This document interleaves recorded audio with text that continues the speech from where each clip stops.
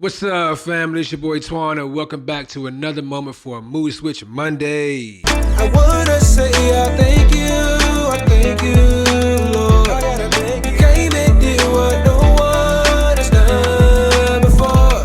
Got me walking around in my newness. Someone tell me how did he do this? 10 toes down, I ain't moving. He came and turned my life around like a mood switch. So, guys, we're back again with episode 7. Yeah, 7. Moment for a Mood Switch Monday, a quick little excerpt where we talk about all things life, health, wealth, family, and faith. Get you some motivation on your Monday morning as you start off your week. If you had a chance to keep up with the other episodes, I want to say thank you so much from the bottom of my heart. If you did not, go back on my page, go on my YouTube, link in the bio. I promise you don't want to miss it. Some good stuff in there, all right? So this series we're starting today, this week, for a good little period, is called the Health is Wealth series. I know many of y'all have probably heard that term many times before. You probably were like, I heard it all before, yada, yada. It's cool, man. Facts are always going to remain true. So health is wealth. Why do I call it health is wealth? Well, because health is your most expensive bill that you do not want to pay. I'm pretty sure that we have plenty of family members or friends or even ourselves, people that we may know that are experiencing different levels of health challenges. Some people were born with, some are hereditary, some are just, genetically given.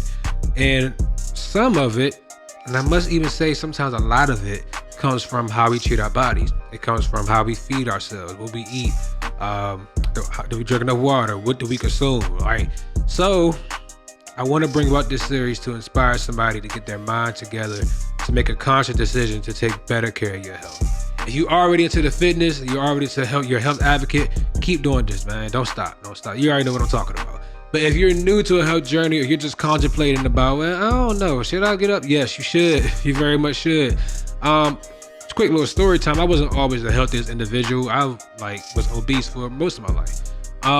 But it took a real made up mindset to be like, you know what? I don't want to feel like this at a young age. I don't want to be a pre-diabetic when I'm in middle school. I don't want to have these kind of health problems long term. So let me see what I can do now to kind of prevent certain things from happening in the future. And there's certain things you may not be able to prevent, but at least you give it your best shot, right? So there are a few statistics that I would like to share with y'all with facts about health. For one, there are 5 different types of health. You have physical, mental, spiritual, social, and emotional health, right? We're going to focus on physical to begin with, but just to give you a little insight, the 5 core pillars of well-being that you can do to try to help and promote and stimulate your health is connect with other people, be physically active, learn new skills, give to others, and be present in any moment. That's going to be good for the mental health series. All right.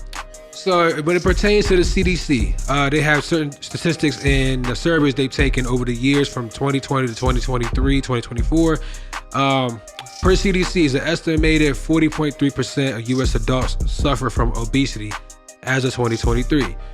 In 2020, it's been estimated 24.2% of Americans meet physical activity guidelines. These guidelines are including at least 150 minutes of moderate intensity aerobic exercise per week, and it also includes brisk walking, water aerobics, swimming, dancing, cycling, biking, things of that nature. If you tune into my story on IG Live or Facebook or whatever the case is, you may see me post things here and that says, get your body moving. I mean it. I really do mean it. This also includes 2 or more days of muscle strengthening activities per week. So let's talk about the benefits of health and to actually taking care and moving your body, right? Exercise impacts your brain in ways of enhancing memory, reducing stress, mood improvement, increased blood flow, also cognitive function, including improved focus and concentration, better processing speed, better sleep, and increased cardiovascular health, right? So for me, I got into the habit of routine of working out at least 4 times a week. I try to do 5, sometimes even 6. But taking care of my body has become an ultimate priority to me because I have family on both sides, my mom and my dad's side, that have a long history of health problems. And it's up to me at this point in my age to be sure that I do everything I can to prevent some of these health effects from jumping into me and the generation to follow, right? So I encourage anybody just to try it out. Just try it out. You don't really get active like that. I know sometimes you got work, you got kids, you got obligations, meetings, you're a business owner, you may do a lot, right? If you just take at least 30 minutes, just 30 minutes, get up 30 minutes earlier, or like stay up 30 minutes later, and just allow yourself to treat yourself with a physical active workout. I promise you'll see a difference in just 30 minutes. You want to do it. It's going to make a world of a difference. And I challenge you this week to at least set a plan. If you don't actually get moving, set a plan to be able to better your health and tend to yourself. All right. So stay tuned for the health series. I'm excited to get into some new facts with y'all, and we're going to go through this thing together. All right. Happy Mood Switch Monday. Love y'all. Peace.